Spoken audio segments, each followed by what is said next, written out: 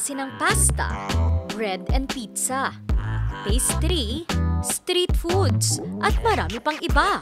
Marami kang pwedeng pagpilian sa bagong alok na merienda buffet ng Cassia Restaurant ng Hotel Supreme, Baguio City.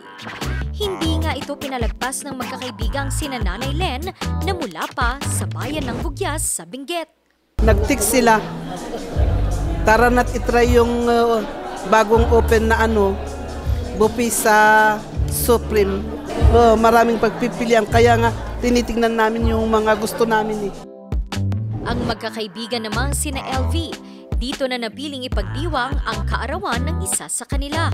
10 over 10. Kita mo naman yata tatlo na po yung plato ko. Sa Baguio, tingin namin marami rin yung mga gustong mag-explore ng mga bagong pwedeng puntahan na kainan at isa ito sa mga konsiderasyon bakit na pag-isipan ng family business na magbukas ng isang merienda buffet.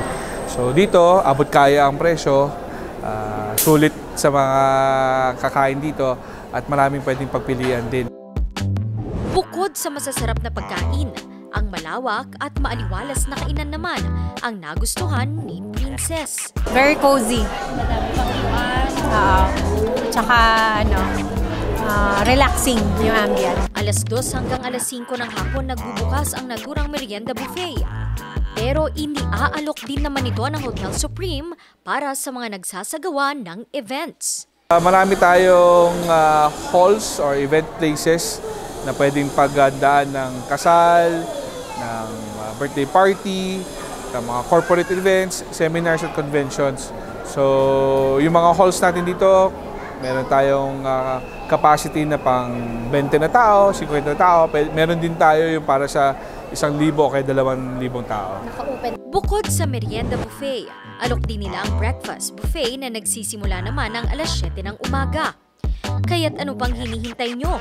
Tara na sa Cassia Restaurant ng Hotel Supreme for another food trip experience na sulit na sa lasa, pasok pa sa budget ng bulsa. Randy Guzman, RNG News.